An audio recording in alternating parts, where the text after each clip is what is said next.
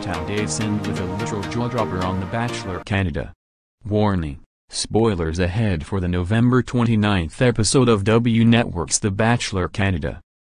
With 3 women remaining, it's time for Michaela, Katie, and Lindsay to each introduce Chris to their families. First up is Michaela, who takes Chris to a horse ranch in her hometown of Winnipeg.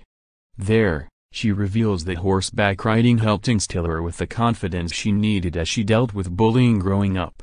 "This is a sport that you don't have to look a certain way to be good at," she tells Chris, "and I think that it taught me a lot about just being confident and being fearless." Related, The Bachelor Canada, half the women go home as an intense 2-on-1 date ends and tears. The two also discuss the imminent prospect of being engaged. Michaela boldly says, "I want to be at the end of this with you not because, out of the 3 people left, we have the best connection, but I want to be at the end of this with you because I'm the girl of your dreams." However, Chris privately admits to questioning whether his feelings are strong enough to last forever. Perhaps meeting her family will help.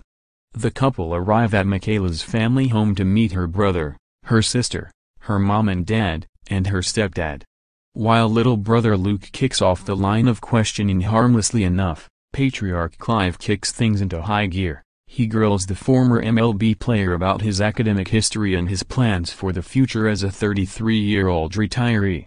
Eventually, Chris sits down with Clive and stepdad Michael alone, where he successfully makes it through relentless questioning to earn a stamp of approval.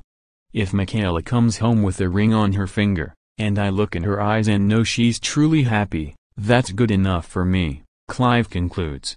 Related, Meghan Markle's sister reacts to royal engagement. She's overwhelmingly happy. Next, it's off to Toronto to reunite with Katie. She greets Chris at a local coffee shop, where she assures Chris he'll see a softer, more chill side of her. Still, she's her usual talkative self, which has Chris lamenting that he can't get a word in. The 29-year-old lawyer proceeds to open her journal, which contains a detailed description of a soulmate who possesses all of Chris' physical and emotional qualities, right down to his name, which she claims a medium predicted 2 years prior. So much for more chill.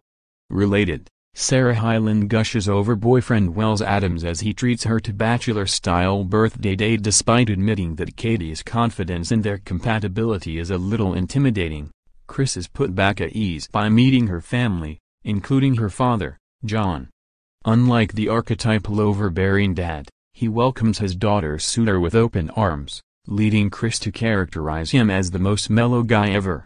"If he's spent 30 years with Katie and he's done all right, then I feel like we can be pretty successful as a couple," Chris proclaims. Finally, Chris heads to Duncan, BC, situated on Vancouver Island. There, Lindsay welcomes him to meet her grandfather, who advises the couple to be yourself and appreciate each other. She then takes Chris to the exact spot where Grandpa D said goodbye to his wife of 57 years, something Chris doesn't take lightly. "Today is just the realization that I've been in my own head for too long about her," Chris declares. "I can truly see myself with Lindsay forever." Related, former Bachelorette Caitlin Bristow says she's chosen 2 dresses for her wedding to Sean Booth, but the excitement is short-lived as the couple head to Lake Cowichan to meet the rest of the family. There, Lindsay's parents and 2 sisters almost immediately put Chris in the hot seat, questioning his feelings and their 10-year age gap. Some of Dad Rod's most memorable zingers include, "To me, it's not real love, and if I have to hunt you down and beat you like a mule, it's necessity." Not exactly warm and fuzzy. But just when it looks like things can't get any more awkward, Chris sits down with Lindsay's sisters, Kelsey and Katrina.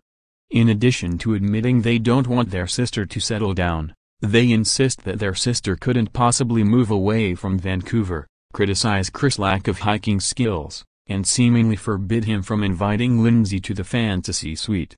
Related, Jay-Z admits 444 Beyoncé lyrics caused a lot of pain.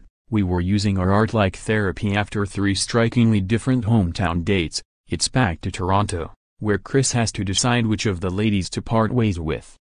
Does he say goodbye to Michaela, who may not have the forever factor?